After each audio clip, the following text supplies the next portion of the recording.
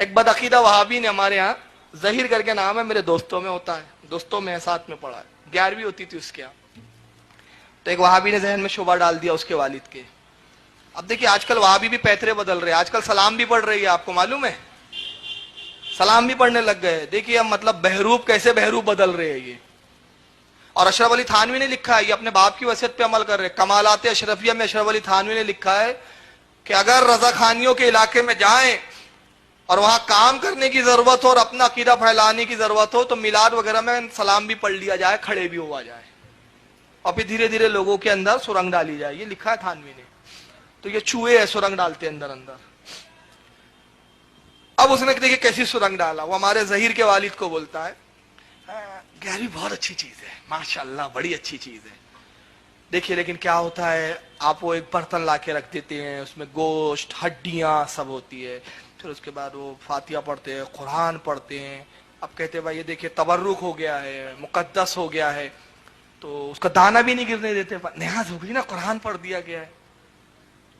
لیکن دیکھیے اب ہوتا کیا ہے کہ ہڈیاں جب پھینک دیتے تو اس کو کتے کھاتے ہیں، سور کھاتے ہیں، نجس جانور کھاتے ہیں. اور اس پہ قرآن پڑھا تھا، ہڈی پہ بھی تو پڑھا گیا نا، ہڈی بھی تو تھی. تو قرآن کی بے حرمتی ہو رہی ہے. اب دیکھیں کیسے وار کیا انہوں نے. ان کے دماغ میں آ گیا ارے ہو یار بات تو صحیح ہے، قرآن پڑھ رہے اپن، پانی پہ کوئی قرآن پڑھ کے دم کر دے تو پانی اپن بڑے تعظیم سے پیتے کہ بھائی اس پہ پانی پڑھ کے دم کر دیے. فاتحہ میں بھی کھانا رکھتے ہیں، فاتحہ پڑھتے ہیں، قرآن پڑھتے ہیں. اب اس میں گوشت ہے، بریانی بنی ہے، مان لیجئے پلاؤ بنا ہے تو اس میں گوشت ہے، ہڈی ہے، تو گوشت تو کھا لی، ہڈی تو پھینکتے ہی نا آخر. اور پھر ہوتا ہے کتے بھی کھاتے، سور بھی کھاتے. 11ویں بند. کون بلا میں پڑے بھائی، اتنی احتیاط ہوتی نہیں. ہڈی دفن کرو بولے. اب ایک بار یہ ہوا کہ وہ ظہیر آیا، یار فاروق بھائی یار وہ ابا جو ہے نا وہ وہابیت کی طرف جا رہے، ملاؤ یار بڑے میاں سے. ملاقات ہوئی. کیا ہوا چچا، کیا ہو گیا ایسا؟ تو چچا بہت دیر کے بعد اگلے. تو بہت دیر کے بعد بیٹا ایسا ہے، اپن جو طریقہ اپن نے سنیت کے نام پہ بنا لیا نا بیٹا وہ سب غلط ہے. یہ اچھا غلط کیا غلط ہے؟ 11ویں کو لے لو آپ، 11ویں کو. میں نے کہا آپ کو مجھ پہ بھروسہ ہے؟ ہاں ماشاءاللہ آپ کو تو اللہ نے بڑا علم دیا. میں نے کہا اس سال 11ویں رکھو، 6-7 لوگوں کو بلاؤ، مگر اس مولوی کو ضرور بلاؤ، اس کو بھی ضرور بلاؤ. بولے وہ نہیں آئیں گے. ارے مطلب فورس کر کے بلاؤ.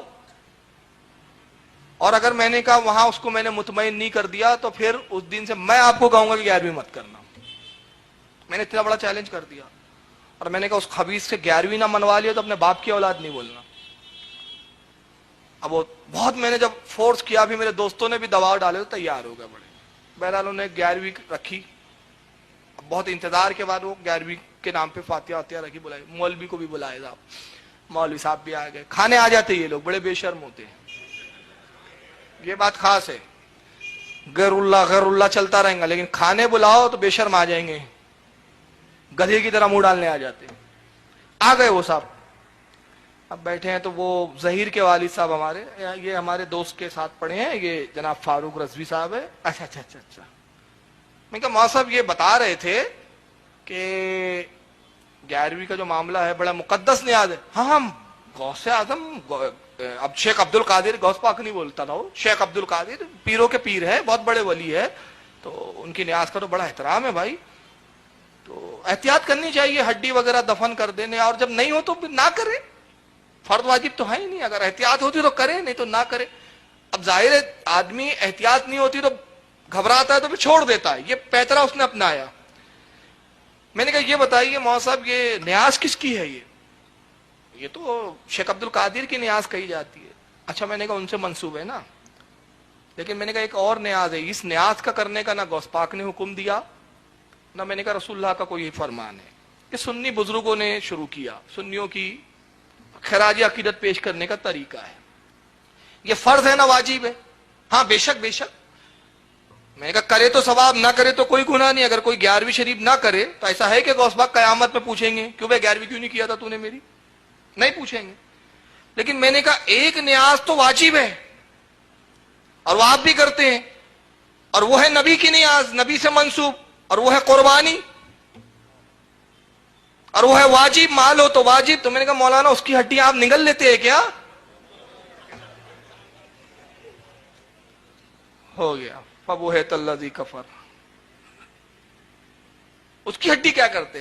عشاء کا وقت ہو گیا، انشاءاللہ آپ سے ماشاءاللہ آپ کہیں پڑھ رہے ہیں؟ نہیں پڑھ نہیں رہے ہیں، پڑھا رہے ہیں، غلط فہمی میں آپ پڑھ نہیں رہے ہیں، پڑھا رہے ہیں. انشاءاللہ بات کریں گے. ماشاءاللہ بہت اچھی بات کی، میں غور کروں گا. وہ ہمارے پھر ظہیر کے والد کا دماغ کھلا، ارے یار میں نے کہا یہ ہے فتین، یہ شیطان ہے، ان کو سب نہیں پور پائیں گے، ان کے لیے رضا کے غلام چاہیے رضا کے نیزوں کے ساتھ. تو ایسے ذہنوں میں ڈالتے ہیں. ایسی کئی مثالیں ہیں کہ ذہنوں میں کیسے مطلب شبہات ڈال دیے جاتے ہیں. اس لیے بس آخری بات پہ میں ختم کر رہا ہوں، اسی لیے میں ایک نصیحت پروگراموں میں کرتا ہوں، اپنے علماء سے رابطہ رکھیے. ہوتا ہے بعض اوقات ایک مولانا سے آپ مسئلہ پوچھتے ہیں، نہیں بتا پاتا ہے مولانا، یہ مت سوچیے یار مولانا نے بتایا تو چھوڑو یار، دوسرے مولانا سے پوچھیے. ایسے مولانا سے تو صحبت اختیار کیجئے جو بتاتے ہیں.